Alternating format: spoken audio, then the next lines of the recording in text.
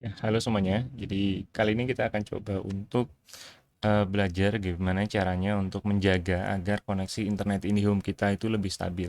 Jadi banyak sebenarnya yang udah share tips and trick untuk menjaga apa atau mempercepat koneksi IndiHome dengan berbagai cara.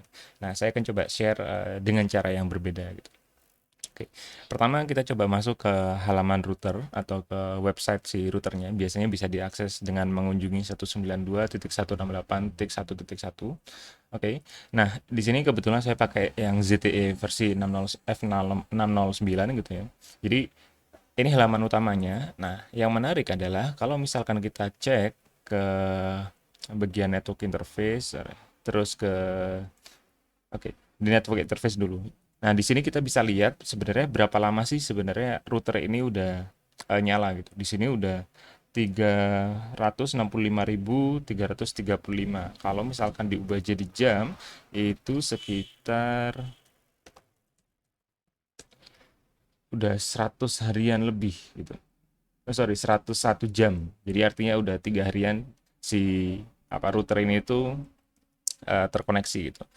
Oke, ini satu hal ya. Oke. Kemudian kalau misalkan kita masuk ke bagian user interface, di sini kita bisa lihat bahwa di sini saya cuma punya satu SSID namanya contoh saja gitu ya. Nah, yang menariknya adalah di sini kita lihat ada part yang namanya error package receive. Jadi ada paket-paket yang diterima itu tapi ternyata error. Itu satu hal ya. Jadi dari semua paket yang diterima ternyata ada yang error nih dan ini jumlahnya lumayan banyak ada 820 ribuan. Nah, yang lebih parah lagi itu ada bagian discard receiving packets. Jadi sebenarnya WiFi saya ini itu pernah menerima paket tapi dibuang aja gitu. Dan jumlahnya lumayan banyak nih. Kalau misalkan dilihat itu sampai 56 juta paket. Oke, jadi ini jumlah yang sangat banyak. Nah, inti dari tutorial kali ini adalah gimana caranya kita untuk bisa menjaga supaya dua hal ini itu bisa seminimal mungkin. Jadi artinya semua paket yang diterima oleh si router ya pasti yang akan diproses gitu. Jadi nggak ada namanya cerita paket rusak atau paket yang dibuang percuma. Nah, kalau saya baca-baca sebenarnya paket yang di-discard ini bisa terjadi karena mungkin bandwidth dari si routernya itu tidak kuat. Nah, di sini makanya saya akan coba beberapa hal untuk membuat supaya beban dari si router itu minimal si SSID ini itu bisa lebih ringan gitu. Oke, yang pertama kita bisa mulai dengan men-setup SSID baru dengan nama yang sama. Jadi kita bisa punya statistik yang lain nih nantinya. Kalau misalkan sekarang kita cuma punya satu statistik bahwa karena kita hanya punya satu SSID. Nah, kita bisa tambahkan SSID yang lain gitu ya. Kita coba tambahkan, kita ke network, kemudian ke basic. Oke, ini settingan yang saya pakai. Bandwidthnya saya taruh di 20 MHz. Oke. Kemudian ini juga kita sebenarnya bisa atur gitu ya, supaya masuk ke 40 MHz. Tapi buat saya segitu dulu. Lalu masuk ke SSID setting. Nah, di sini saya sudah punya satu SSID ya. Kemudian saya coba untuk buat satu SSID lain dengan nama yang sama. Oke, kita coba apakah bisa. Submit. SSID-nya udah terbuat. Selanjutnya di sisi security kita kasih namanya password untuk SSID itu. Kita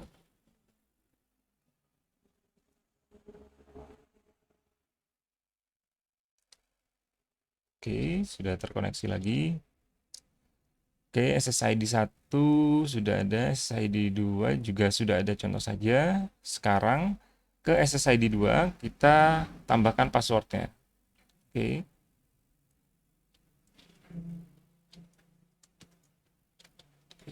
kita submit. Oke, untuk SSID 2 sudah disimpan. Nah, jadinya akan ada dua SSID yang aktif sekarang. Kita bisa lihat lagi nanti.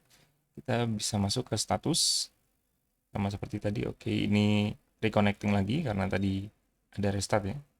Kita tunggu aja.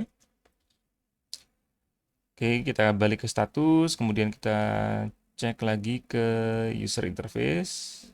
Nah, sekarang kita udah punya dua nih SSID-nya. SSID si contoh saja satu dan SSID contoh saja dua. Oke. Nah, di sini kita masih bisa lihat bahwa paket yang di discard masih banyak ya. Nanti kita bisa cek lagi beberapa hari kemudian apakah si paket yang di discard itu sudah berkurang nanti setelah kita coba untuk restart. Ini langkah pertama. Jadi kita tambahkan SSID dengan nama yang sama. Kemudian pada sisi network ini di LAN kita bisa memberikan yang namanya settingan untuk si DHCP server. Jadi sebenarnya ketika semua device itu connect ke router, dia bakal diberikan IP oleh si routernya. IP kamu A, IP kamu B, IP kamu C dengan beberapa konfigurasi tambahan seperti gateway-nya kemana, kemudian DNS servernya kemana dan seterusnya dan seterusnya. Nah, di sini saya akan mengganti default DNS server dari router ke DNS Cloudflare 1111. Oke. Jadi by default yang jadi utama adalah 111. Kenapa? Saya pingin bahwa untuk DNS resolving itu tidak memberatkan si router ini. Jadi saya langsung kontak aja ke si Cloudflare-nya atau DNS 111. Oke. Dari sini kita bisa save lagi. Oke, jadi nanti kalau misalkan apa namanya saya reconnect, oke, itu bakal dapat DNS yang 111 sebagai yang pertama. Kita coba ini dulu. Kita buka CMD. Di config status. Oke, sebentar ya. Kita coba rilis dulu. Sebentar. Rilis, ya benar kan rilis. Oke, kita udah rilis.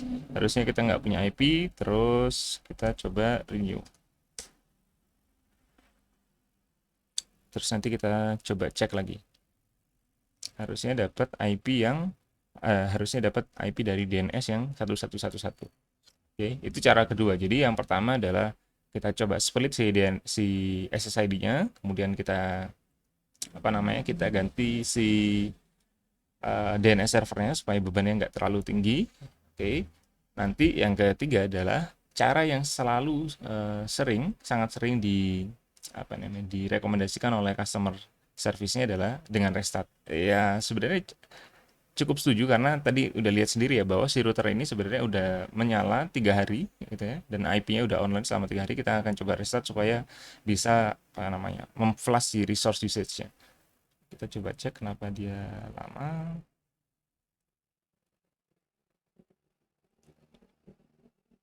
Kita coba cek.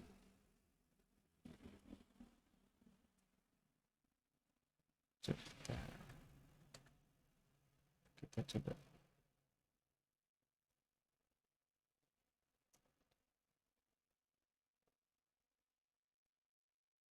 Coba cek status details. Oke, belum dapat. Kita coba untuk disable aja sebentar. Nah, kita coba untuk disconnect.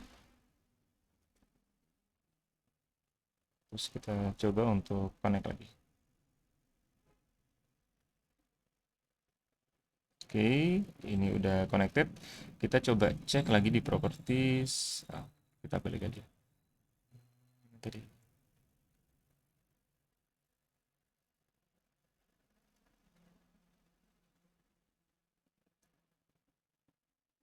Oke, kita cek di status, kita cek di details. Oke, nah di sini kelihatan ya bahwa untuk si DNS servernya yang pertama itu udah 1111, baru 192 atau si router, dan yang ketiga adalah DNS Google. Langkah kedua udah selesai. Sekarang langkah ketiga kita restart si modemnya. Kenapa? Ya tadi seperti yang saya bilang bahwa supaya si routernya juga terkena refresh nih, bahwa resource yang terpakai, memori-memori yang terpakai yang udah penuh itu bisa kembali lagi gitu atau teranalogin. Kita coba untuk refresh dari sini, harusnya bisa. Kita reboot. Nah, jadi sebenarnya tips sederhana tapi mungkin bisa digunakan untuk menjaga agar koneksi kita tetap stabil gitu. Jadi yang tadi ya, SSID-nya kita pecah supaya paket yang terdiscard itu tidak banyak. Lalu DNS servernya kita set supaya dia nggak pakai si routernya, supaya loadnya lebih rendah. yang ketiga ya kita coba untuk restart perkara, contohnya di tengah malam gitu. Jadi setiap tengah malam dia si router ini bisa fresh gitu. Mungkin untuk yang ketiga kita bisa buat script sederhana untuk melakukannya secara otomatis. Kita akan coba bahas di kesempatan yang lain. Kita coba cek lagi. Oke, ini sudah ya, sudah. Wait. Kita coba connect lagi ke contoh saja. Oke, udah terkoneksi. Kita start lagi. Oke. Oh ya, jangan lupa untuk mengganti default password dari admin kalian ya di portal gitu. Karena bisa berbahaya kalau misalkan ada yang iseng-iseng. Oke, di sini kita sudah cek. Kita tunggu dulu di bagian user interface. Oke, nah di user interface kelihatan ya bahwa si WLAN-nya itu sekarang kita punya dua. Oke, contoh saja. Jadi ada yang contoh saja ini, ada yang contoh saja kedua. Dan di sini kita udah bisa lihat si apa namanya statistik dari paketnya. Oke, kita bisa lihat bahwa untuk error paket sama discard paketnya udah kecil. Jadi nanti kita bisa apa namanya? Kita bisa cek beberapa kemudian apakah paketnya relatif kecil atau ternyata sangat besar nih. Kalau di kasus saya selama 3 hari gitu ya, itu sampai 500 ribuan kan tadi ya. Sorry, 6 juta ya untuk si paketnya, untuk yang discarded. Nah, kita lihat nanti selama 3 hari ke depan apakah sebanyak itu. Nah, nanti juga kita bisa tambahkan di bagian di sini di SSID bandwidth-nya kita set aja dengan auto. Ini juga salah satu cara. Jadi biar si routernya aja yang menyesuaikan apakah bandwidth-nya mau dipakai ke 20 MHz atau ke 40 MHz. Kita submit lagi. Oke. Oke, sudah selesai dan ya, kita cek lagi sebentar. Oke. Ya, jadi kalau misalkan memang setelah melakukan setting-setting ya dia akan disconnected ya, wajar aja. Jadi nggak ada masalah. Sekarang kita tinggal tunggu aja.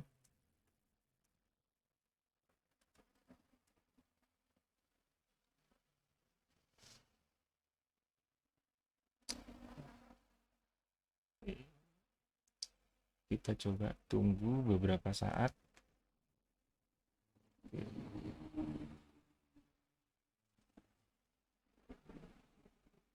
Kita cek apakah dia udah dapat IP ya.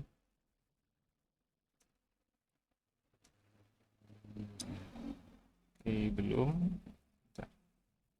Dia masih belum dapat IP. Kita tunggu lagi sebentar. Oke. Oke. Di sini kita coba login lagi user. Ya, itu adalah tips yang bisa kita gunakan ya. Yang pertama adalah men-split si SSID, kemudian mengganti si DNS servernya. Lalu yang ketiga adalah merestart. Yang keempat juga men-set untuk si apa namanya? Untuk apa itu namanya? Men-set si frekuensinya itu ke auto.